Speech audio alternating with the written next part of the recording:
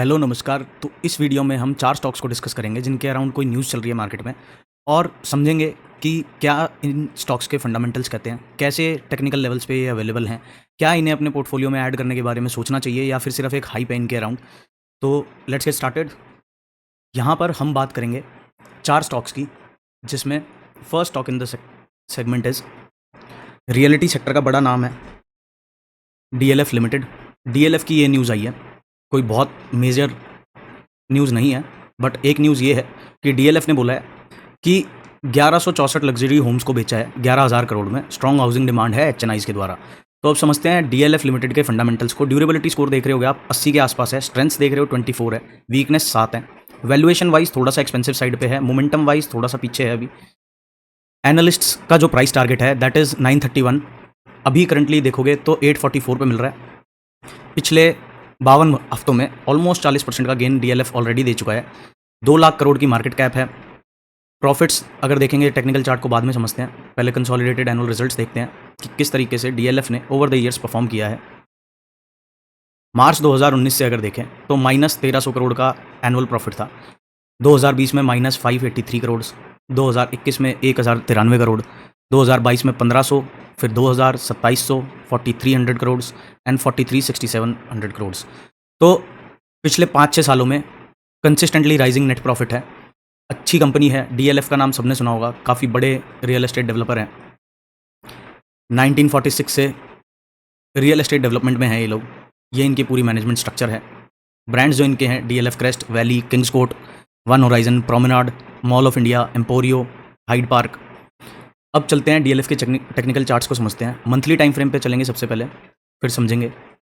एक हाई जो इसमें देखने को मिला था in the year of 2007 and 8, तो अभी तक इसने अपने उस हाई को टेस्ट नहीं किया है। काफ़ी सालों की एक लंबी रेंज बाउंड कंसोलिडेशन के बाद, फर्स्ट ब्रेकआउट के बाद से 2021 ऑनवर्ड्स डीएलएफ ने अपने इन्वेस्टर्स को ऑलमोस्ट 230% के रिटर्न्स दिए हैं। और लास्ट कुछ महीनों में देखें अगर सिर्फ कि पिछले 3 महीने में कैसे रिटर्न्स दिए हैं डीएलएफ ने, तो ऑलमोस्ट 37 to 40% के रिटर्न्स दिए हैं। एट दिस मोमेंट क्या करना चाहिए? क्या इसे यहीं पर बाय कर लेना चाहिए? क्या करेक्शन का वेट करना चाहिए? उसको समझ लेते हैं एक बारी। जिस तरीके का मोमेंटम बना हुआ है सारे ही रियल एस्टेट स्टॉक्स में, तो इसमें 30% स्प्लिट वाली स्ट्रैटेजी सबसे बेस्ट रहेगी।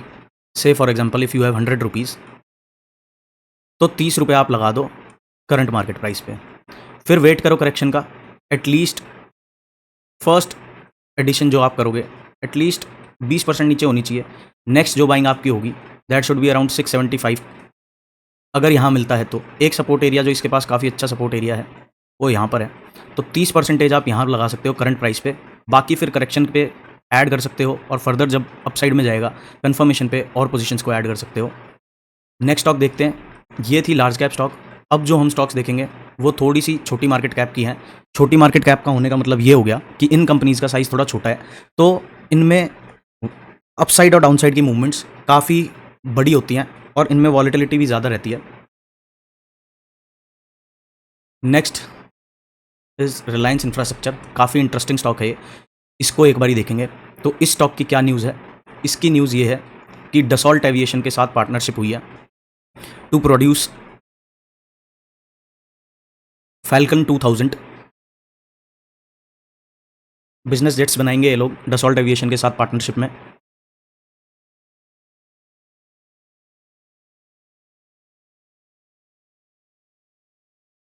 Dassault Aviation partners with Reliance infrastructure subsidiary Reliance aerostructure to manufacture Falcon 2000 business jets in India. तो अब ये लोग बिजनेस जेट्स बनाएंगे तो काफ़ी अच्छा रिस्पॉन्स स्टॉक प्राइस को मिल सकता है। अभी करंटली देखेंगे डेली टाइम फ्रेम पे अगर देखें तो पिछले एक महीने में ऑलमोस्ट 60% का एक हाई लगा के 70% 70% का हाई लगा के अभी स्टॉक करंटली रिट्रेसमेंट पे है। बट अगर अब इसको आप थोड़ा सा बड़े टाइम फ्रेम पे देखोगे तो आप देखो ये स्टॉक आपको कहाँ मिल रहा है, काफ़ी नीचे मिल रहा है। इसका जो हाई है वो भी अराउंड 2007-8 2640 रुपये का ये स्टॉक चला गया था। करंट प्राइस देखोगे इसका तो 386 है। लो जो लगाया है स्टॉक ने दैट इज़ अराउंड 6.72 रुपीज़। काफ़ी अच्छा रिटर्न इसने अपने इन्वेस्टर्स को दिया है। बट इस तरीके की स्टॉक्स में बहुत ज़्यादा ओवर एक्सपोज होने की ज़रूरत नहीं होती है। 15,000 करोड़ की मार्केट कैप है। वैल्यूएशन वाइज स्टॉक अच्छा है। ड्यूरेबिलिटी स्कोर 85 का है, वैल्यूएशन वाइज भी बहुत अच्छा है, मोमेंटम वाइज भी अच्छा है। स्ट्रेंथ्स आप देखोगे तो 37 स्ट्रेंथ्स एंड 4 वीकनेसेस हैं। 15,000 करोड़ की मार्केट कैप है, पी वाइज अंडर वैल्यूड है, सिर्फ 3 के पी पे आपको स्टॉक मिल रहा है। तो ये स्टॉक आप ऐड कर सकते हो, काफ़ी अच्छी न्यूज़ है इसके अराउंड और काफ़ी अच्छा रिस्पॉन्स इसमें आगे आने वाले कुछ महीनों में आपको देखने को मिल सकता है। तो इसको आप ऐड कर सकते हैं अपने पोर्टफोलियो में। यहाँ पर यही सही रहेगा, यहाँ भी ऑल एट वंस मत लगाओ। 100 रुपये हैं तो 30-40 रुपये करंट मार्केट प्राइसेस पे लगाओ। फिर जब भी करेक्शन आती है, एक अच्छी हेल्दी करेक्शन हो मार्केट में, तब आप अपनी स्टॉक्स को एवरेज अप कर सकते हो। नेक्स्ट स्टॉक की तरफ चलते हैं। 6,000 करोड़ की मार्केट कैप है, 6,000 करोड़ की मार्केट कैप है, पी वाइज थोड़ी हायर साइड पे है। न्यूज़ क्या है, वन प्लस के साथ पार्टनरशिप हो गई है ऑप्टिमस इंफ्राकॉन की to manufacture IoT devices in India. तो जिस तरीके से इलेक्ट्रॉनिक्स मैन्युफैक्चरिंग की इंडिया में पेस बढ़ती जा रही है, ऐसी कंपनीज पार्टनरशिप करेंगी विद बिग प्लेयर्स और अपना मार्केट शेयर बढ़ाएंगी ओवर टाइम। इस स्टॉक को भी अगर आप देखोगे तो काफ़ी अंडर वैल्यूड है। मंथली चार्ट्स पे देखते हैं, बहुत ज़्यादा पुराना स्टॉक नहीं है। IPO आया स्टॉक का 2017 के आसपास, वहाँ से अब तक भी काफ़ी अच्छे रिटर्न्स अपने इन्वेस्टर्स को दिए हैं। ऑल टाइम हाई से अगर हम देखें तो ऑल टाइम हाई से 22% के डिस्काउंट पे मिल रहा है। वीकली टाइम फ्रेम पे देखेंगे तो काफ़ी अच्छा बुलिश स्ट्रक्चर बना हुआ है, न्यू हाइस के आसपास जा रहा है स्टॉक। डेली कैंडल अगर आप देखोगे तो आज की भी सिंगल डे कैंडल काफ़ी बढ़िया अच्छे ब्रेकआउट के साथ मिली है। विक टू विक बेसिस पे देखें तो ऑलमोस्ट 16% का मोमेंटम स्टॉक ने एक दिन में किया है। इसके फंडामेंटल्स को थोड़ा समझते हैं। PE वाइज हमने देख लिया, थोड़ा सा एक्सपेंसिव साइड पे है, तो इसमें रिट्रेसमेंट का वेट कर सकते हैं। बट जो छोटी मार्केट कैप की कंपनीज होती हैं उनमें थोड़ा सा रिस्की रहता ही है। एनुअल प्रॉफिट्स देख लेते हैं 2019 ऑनवर्ड्स, नेट प्रॉफिट -60 करोड़ के लॉस से अब +60 करोड़ के प्रॉफिट में आ गए हैं ये लोग। तो काफ़ी अच्छा परफॉर्मेंस रहा है स्टॉक का पास्ट में भी, और अभी इसके अराउंड एक पॉजिटिव न्यूज़ भी है, तो बाइंग मोमेंटम दिख सकता है आने वाले महीनों में, कुछ थोड़ा बहुत इंप्रूवमेंट हो सकता है। यहाँ पर मोमेंटम ट्रैप का सिग्नल भी है। तो इस तरीके की स्टॉक्स में जहाँ पर मोमेंटम ऑलरेडी हो चुका है, यहाँ पर अगर आप देखोगे तो 15 अप्रैल से लेके अभी तक स्टॉक ऑलमोस्ट 60% का रिटर्न दे चुकी है।